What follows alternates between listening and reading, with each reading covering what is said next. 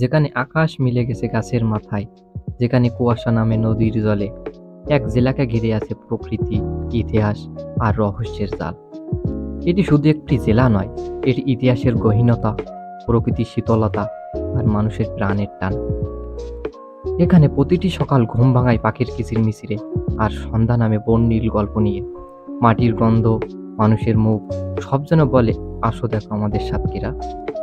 শুধু সুন্দরবন নয়, এখানে আছে জীবন, ঐতিহ্য, আনন্দ আর স্বপ্ন। একটি জেলা, কিন্তু হাজার গল্পের বই। এই গল্পের নাম সাতক্ষীরা। তো আপনি প্রস্তুত তো আবিষ্কারের এক নতুন যাত্রায় বের হতে?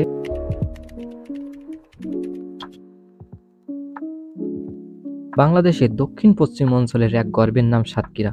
এটি খুলনা বিভাগের অন্তর্গত এবং এর ইতিহাস অনেক পুরনো। ব্রিটিশ আমল থেকে শুরু করে মুক্তিযুদ্ধ, সাতক্ষীরার প্রতিটি ইঞ্চিতে ইতিহাসের ছাপ। যেখানে সবুজ বৃক্ষের সারি আলিঙ্গন করে দিগন্তকে, আর বীজ ঢালা পথ এঁকে চলে জীবনের কাব্য। সেখানে শুরু এক রূপকথার যাত্রা। বাতাসে ভেসে আসে পাখির গান আর ইতিহাসের ফিসফাস। সে যেন এক অজানা রাজ্যের হাতছানি। সাতক্ষীরার হৃদয়ে যে বন, তার নাম সুন্দরবন। পৃথিবীর বৃহত্তম ম্যানগ্রোভ বন, যেখানে কাদামাটি আর নোনা জলের ভেতরেও জীবন আসে।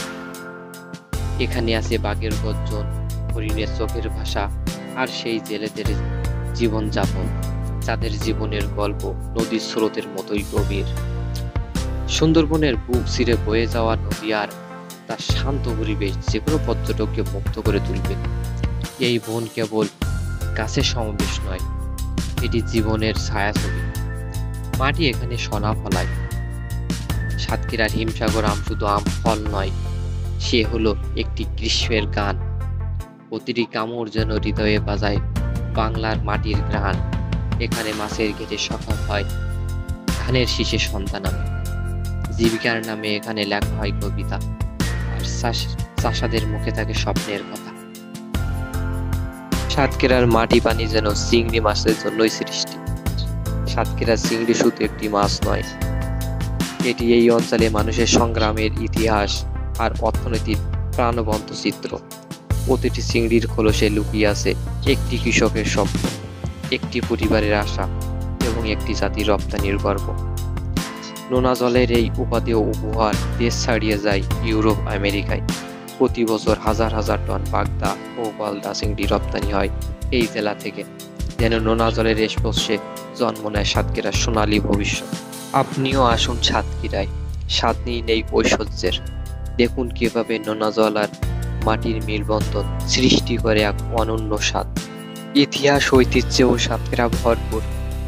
এখানে পুরাতন রাজবাড়ির ধুলোয় এখনো লুকিয়ে আছে শতাব্দীর ইতিহাস।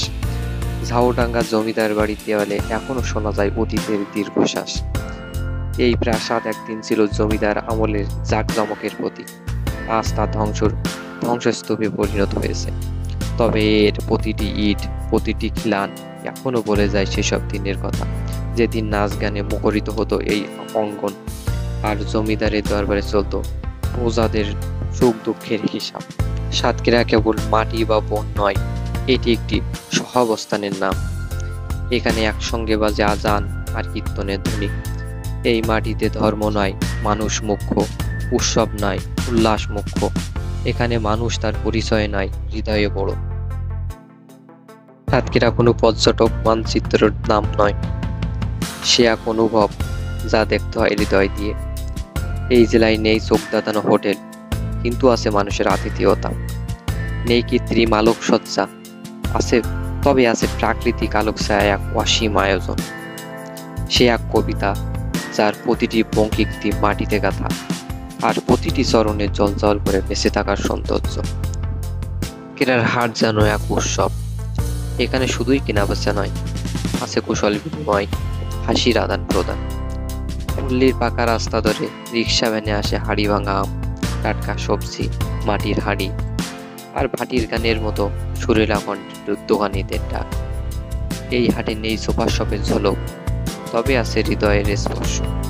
এই হাটে মানুষ শুধু পণ্য কেনে না, মানুষ মানুষকে ছুঁয়ে দেখে।